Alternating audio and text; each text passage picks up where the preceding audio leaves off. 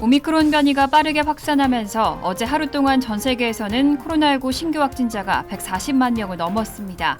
미국의 하루 평균 신규 확진자도 24만 명을 넘어섰습니다. 최근에는 백신 접종률이 낮은 아이들을 중심으로 확진자가 급증하고 있습니다.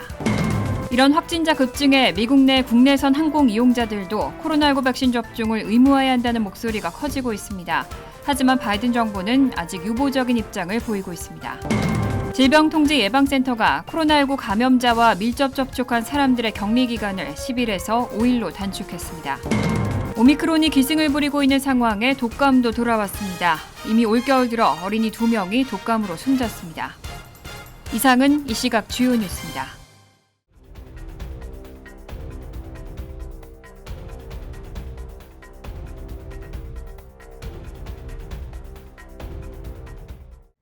시청자 여러분 안녕하십니까? KBN 뉴스입니다.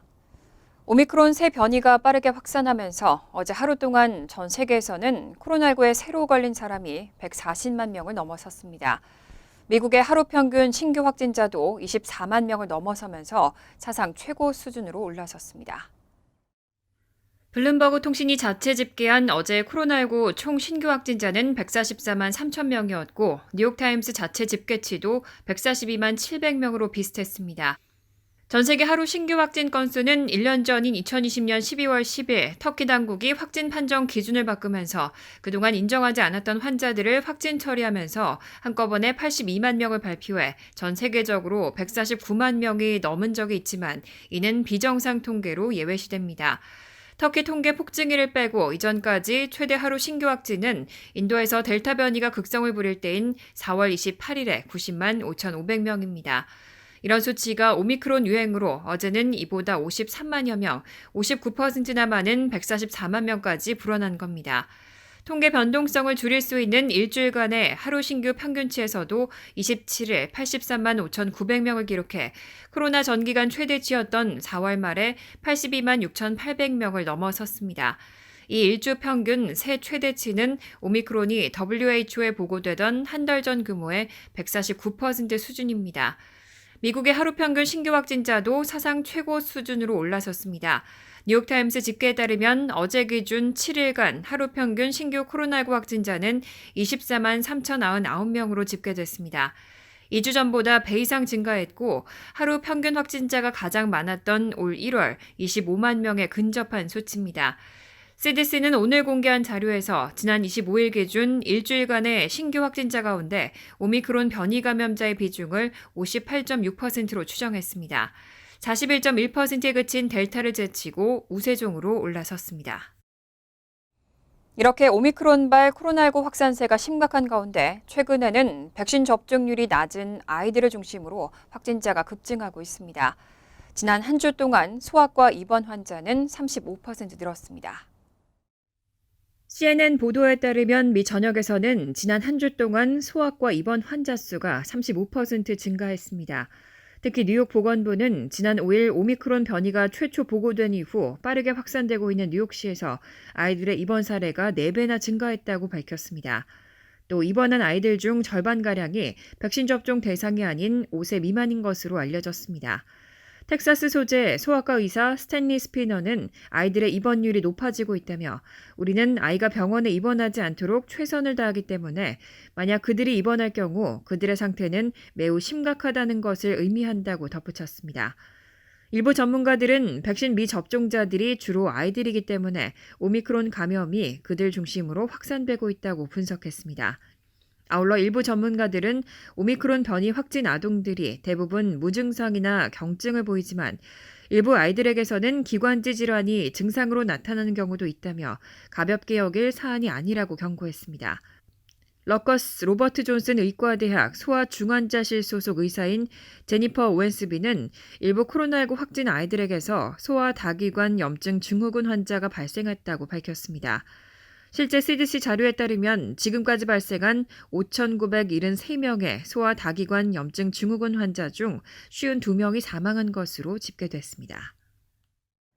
이런 확진자 급증에 미국 내 국내선 항공 이용자들도 코로나19 백신 접종을 의무화해야 한다는 목소리가 커지고 있습니다. 하지만 바이든 정부는 물류에 악영향을 줄 수 있다는 등의 이유로 아직은 유보적인 입장을 보이고 있습니다.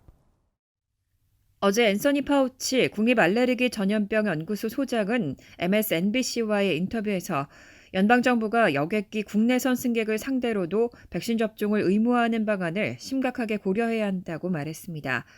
파우치 소장은 이런 방안이 더 많은 사람들이 백신을 맞도록 하는 장려책이 될 수 있다고 강조했습니다.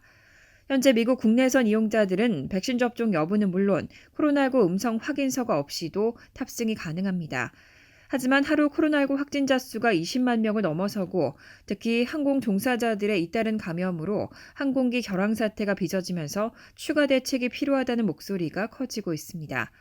하지만 바이든 행정부는 그간 이런 추가적인 조치가 항공기 지연을 야기하고 물류에 악영향을 끼칠 것이라는 이유로 국내선 이용자에 대한 백신 접종을 강제하지 않아 왔습니다. 어제도 바이든 대통령은 백악관에서 열린 주지사들과의 화상회의에서 국내선 이용자를 대상으로 한 백신 의무화 방안은 진지하게 고려해야 할 사항이라고 생각한다고 유보적인 입장을 내놨습니다. 바이든 대통령이 오미크론 변이가 우려의 원인이지만 패닉의 원인이 돼서는 안 된다고 강조한 것도 추가 조치에 무게를 두지 않고 있다는 의미로 해석되고 있습니다. 질병통제예방센터가 코로나 감염자와 밀접 접촉한 사람들의 격리 기간을 10일에서 5일로 단축했습니다. 어제 CDC는 코로나 감염자와 밀접 접촉한 사람들의 격리 기간을 10일에서 5일로 단축했습니다. 이번 지침은 코로나 감염자의 전파력이 증상이 나타나기 전 2일부터 이후 3일 동안 가장 강하다는 증거가 늘어난 데 따른 조치입니다. CDC는 또 오미크론 변이로 인한 감염자 급증도 고려한 것이라고 밝혔습니다. 오미크론은 다른 기존 변이들보다 증상이 약하지만 전파력이 강해 환자가 급증하면서 격리자 수도 늘어나고 있습니다. 이로 인해 병원과 항공사 등 기업들의 부담도 크게 늘고 있습니다.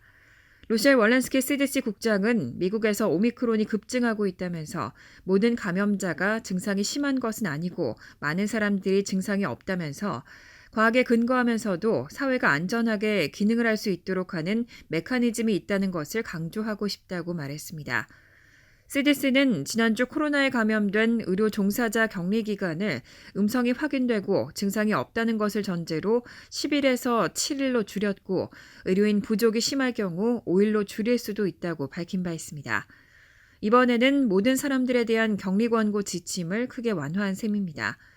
CDC의 격리 지침은 의무사항은 아니고 기업과 주 및 지역 당국에 대한 권고사항입니다.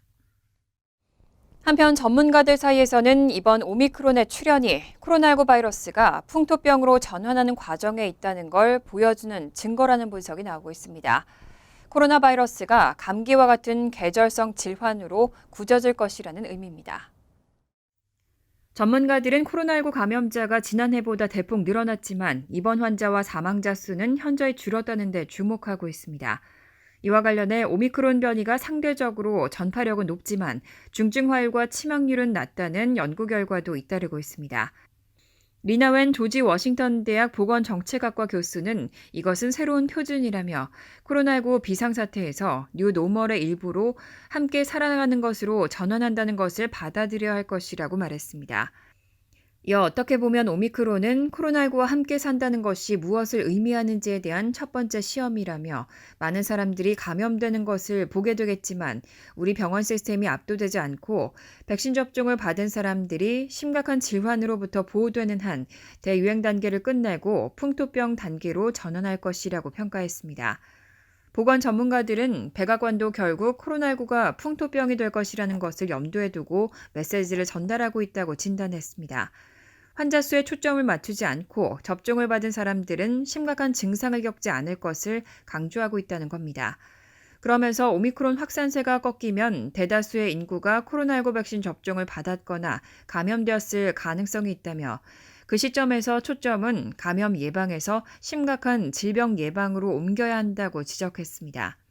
다만 코로나19가 언제 이런 토착 질환 단계로 진입할지는 구체적으로 언급하지 않았습니다.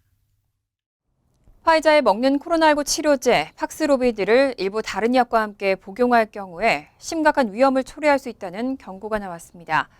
처방받기 전에 자신이 어떤 약을 복용하고 있는지 의사와의 상담이 필요합니다.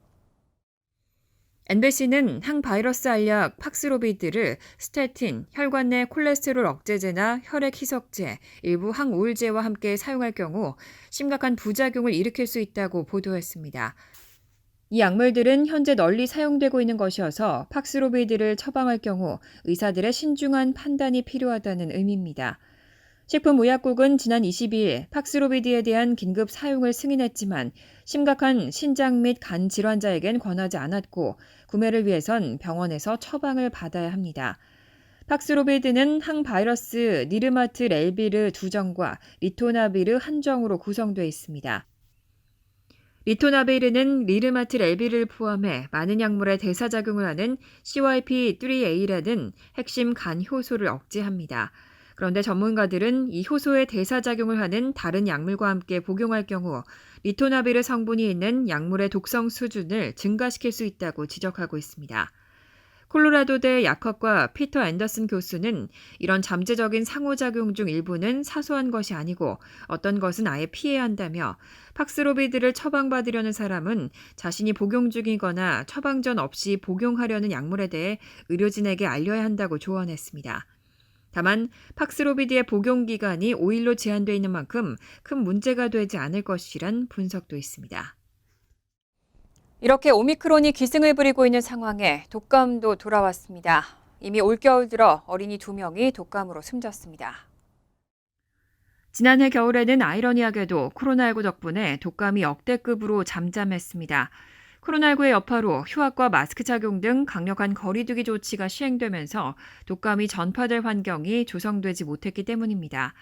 하지만 AP통신은 올 겨울에는 병원에 독감 환자가 급증하고 있고 이미 2명의 어린이가 독감으로 숨졌다고 보도했습니다.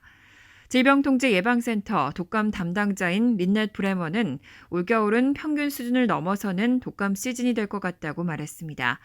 브레머는 어린이 사망 사례는 불행히도 독감 바이러스의 활동력이 올라갈 때 나온다며 그것을 보면 독감이 얼마나 심할지 알 수 있다고 말했습니다. 지난해 겨울엔 독감이 이례적으로 온순했고 어린이 사망자는 1명에 불과했습니다. 2년 전에는 199명의 어린이가 숨졌고 그 전해에는 144명이 사망했습니다. 한편 최근 독감 바이러스가 가장 기승을 부리는 곳은 수도인 워싱턴 DC입니다. 또 최근 발표된 CDC 자료에 따르면 뉴멕시코와 캔자스, 인디애나, 뉴저지, 테네시, 조지아, 노스다코타 등지에서 독감 바이러스의 활동이 활발합니다. 브레머는 올해 유행하는 독감 바이러스는 특히 노년층과 어린이에게 다양하면서도 심각한 증세를 유발하고 있다고 말했습니다. 이어 독감 백신이 독감에서 보호받을 수 있는 가장 최선의 수단이라고 강조했습니다. 내년에는 또 미 전역에서 식료품 값이 일제히 오를 것으로 보입니다. 최저 2%에서 20%까지의 인상이 예상되면서 인플레이션이 가속화될 것으로 전망됩니다. 월스트리트저널은 다수 식료품 업체의 가격 인상 계획을 전하면서 내년에는 커피부터 겨자까지 모든 것이 비싸질 것이라고 보도했습니다. 보도에 따르면 조사기관 IRI는 식료품점과 지역별로 인상 수준은 다르지만 식품 가격이 내년 상반기 5% 오를 것으로 추정했습니다. 오레오, 토블론 등으로 유명한 제과업체 몬데레스 인터내셔널은 내년 1월부터 미국에서 판매되는 쿠키와 사탕 등의 제품 가격을 6에서 7% 인상한다고 밝혔습니다. 제너럴 밀스와 캠벨 수프도 1월부터 가격 인상이 시행될 것이라고 밝혔습니다. 또 크래프트 하인즈는 소매업체 고객들에게 젤리 푸딩과 그레이프폰 머스터드 등 자사 제품 가격을 인상할 것이고 일부 품목은 20%까지 인상할 것이라고 밝혔습니다. 이런 가격 인상은 코로나19 대유행과 이를 시작으로 나타난 약 40년 만에 가장 높은 인플레이션에 따른 겁니다. 코로나19 대유행으로 인해 노동력 부족이 나타난 상황에서 소비 심리가 회복되면서 수요와 공급의 불균형이 생기고 공급망 대란이 발생했습니다. 이에 기업들은 노동자 고용과 운송비에 더 많은 비용을 투입했고 이런 조치가 제품 가격 인상으로 이어진 셈입니다. 내년 가격 상승률은 식료품 전반에서 최저 2%에서 20%에 이를 것으로 예상되고 있습니다. 지난 23일 애틀랜타를 향하는 델타 항공기에서 한 여성 승객이 동료 남성을 폭행해 체포됐습니다. 이 여성은 동료 남성 승객이 마스크를 쓰지 않았다는 이유로 언쟁하다가 해당 승객과 승무원까지 폭행했습니다. 애틀랜타 경찰 당국에 따르면 지난 23일 퍼트리샤 코널이라는 여성은 동료 승객과 마스크 착용에 관한 언쟁을 벌이다 승객과 승무원을 폭행한 혐의로 체포됐습니다. 소셜미디어에서 공유된 영상에서 코널은 마스크를 턱에 걸친 상태로 동료에게 마스크를 쓰라고 목소리를 높입니다. 이에 승무원이 여성에게도 마스크를 쓰라고 권하며 수습을 시도합니다. 이에 코널은 이 남성이 마스크를 쓰면 함께 쓰겠다고 응수하고 남성을 향해 마스크를 쓰라고 재차 언성을 높입니다. 이에 남성이 물병을 들어 보이며 자신은 물을 마시고 있다고 말했고 이어 남성이 코널에게 심한 욕설을 퍼붓자 코널은 남성의 뺨을 때린 후 승무원에게 끌려나갔습니다. 애틀랜타 경찰은 해당 소동으로 인해 동료 승객과 델타 직원이 부상을 입었다며 목격자들의 진술과 영상 증거에 기초해 코널을 체포하고 FBI 요원에게 연락을 취했다고 밝혔습니다. 다만 경찰 당국은 아직 코널에게 적용할 구체적 혐의점에 대해서는 밝히지 않고 있습니다. 델타 항공사는 성명을 통해 애틀랜타로 향하는 비행 중 승객의 소동이 있었다고 밝히고 항공기에서 제멋대로 소란을 피우는 행동은 용납될 수 없다고 전했습니다. 지난해 12월 기준 미 전역에는 260만 명의 재외 동포가 거주하는 것으로 집계됐습니다. 이 가운데 뉴욕 총영사관 관할 지역의 재외 동포는 약 44만 명에 달했습니다. 지난 24일 한국 외교부는 2020년 12월 기준 외국에 체류 또는 거주하는 국가별 재외동포 현황을 조사 집계한 2021 재외동포 현황 자료를 공개했습니다. 외교부는 매 홀수 연도마다 재외공관을 통해 전년 말 기준 동포 현황을 파악하고 있습니다. 이 현황은 센서스, 이민국 자료 등의 공식 통계와 공간 직접 조사, 재외국민 등록부 등 민원 처리 자료, 동포단체 자료 등을 활용해 산출한 추산 추정치입니다. 2021 재외동포 현황에 따르면 올해 미 전역 재외동포 수는 총 263만 3,777명으로 나타났습니다. 미국 거주 재외동포는 2015년 223만 8,989명, 2017년 249만 2,252명, 2019년 254만 6,982명, 2021년 263만 3,777명 등으로 매 2년마다 11.3%, 2.2%, 3.4% 증가해 왔습니다. 한편 주 뉴욕 총영사관 관할 지역의 재외동포는 43만 9,495명으로 전체 미국 재외동포의 16.7%를 차지하는 것으로 나타났습니다. 2019년 42만 1,222명에 비해 4.3% 증가한 수치입니다. 한편 전체 재외동포 수는 732만 5,143명으로 나타나 2019년 749만 3,587명과 비교해 2.3%, 16만 8,000명 감소했습니다. 재외동포가 다수 거주하는 국가는 미국에 이어 중국 234만 명, 일본 81만 명, 캐나다 23만 명 등의 순입니다. 간추린 소식입니다. 뉴욕 총영사관 관할 지역의 제20대 대한민국 대통령 선거 재외선거를 위한 투표소는 총 4곳이 설치될 것으로 보입니다. 뉴욕 총영사관 재외선거관실은 맨하탄 공간 투표소와 함께 퀸즈 베이사이드 뉴욕 한인 봉사센터와 뉴저지 한인회관 2곳에 추가 투표소를 설치 운영할 예정이라고 밝혔습니다. 필라델피아 출장소에 설치되는 투표소를 포함하면 총 4곳이 됩니다. 국회에서 논의 중인 추가 투표소 확대는 여야 합의가 쉽지 않을 것으로 보입니다. 미국에서 카톨릭 사제와 수녀가 부족해져 아프리카에서 사제를 초빙해오는 처지가 됐다고 AP통신이 보도했습니다. 미국에선 1970년대 이후 사제 지망생이 줄어든 데다 카톨릭 성비위 사건 등에 잇따라 사제 구하기가 어려워졌습니다. 하지만 아프리카는 최근 카톨릭이 매우 왕성하게 전파되고 있는 상황입니다. 조지타운 대학 카톨릭 응용연구센터에 따르면 지난해 미국의 사제 수는 1970년에 비해 60% 줄어든 것으로 파악됩니다. 같은 기간 수녀는 75% 급감했습니다. 이 때문에 미국 내 3,500개 교구는 현재 담당 신부가 없는 상황입니다. 애플은 웹사이트를 통해 뉴욕 맨하튼과 브루클린, 스테이튼 아일랜드 등 뉴욕 앱스토어 11곳 모두에서 방문객을 받지 않기로 했다고 밝혔습니다. 다만 온라인으로 물건을 주문할 경우 매장 밖에서 상품을 수령하는 것은 제한을 받지 않습니다. 이번 조치는 코로나19 신종 오미크론 변이 출현으로 뉴욕에서 확진자가 급증한 데 따른 조치입니다. 애플은 이번 조치가 언제까지 적용될지 밝히지 않았습니다. 애플은 성명에서 우리는 정기적으로 상황을 모니터링하고 있고 고객과 직원들의 건강과 안전을 지키기 위해 방역 대책을 조정할 것이라고 밝혔습니다. 뉴저지 팰리세이즈 팍 한인회는 지난 26일 이사회를 개최하고 코로나19 사태 중에 타계한 고 최용식 전 회장의 뒤를 이어 자녀 임기를 대행하고 있는 오대석 회장을 2022년부터 2년 임기를 수행할 차기 회장으로 선출했다고 밝혔습니다.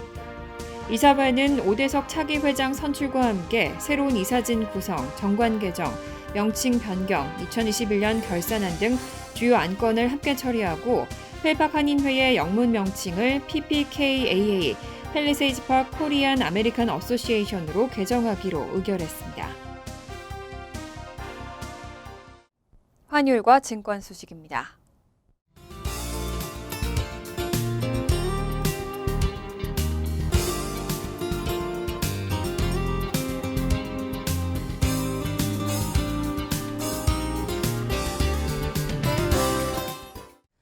이어서 날씨입니다.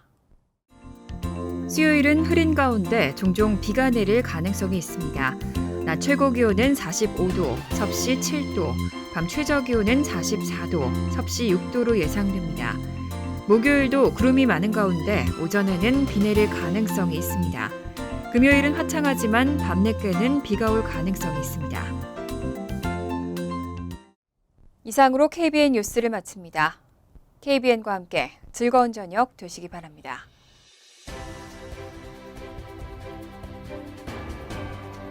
미 동부 최대 한인방송 KBN이 제작하는 KBN 뉴스는 웹사이트 mykbn.com 그리고 유튜브와 페이스북에서 다시 보실 수 있습니다. 좋아요, 구독, 알림 설정은 뉴스 제작에 큰 도움이 됩니다.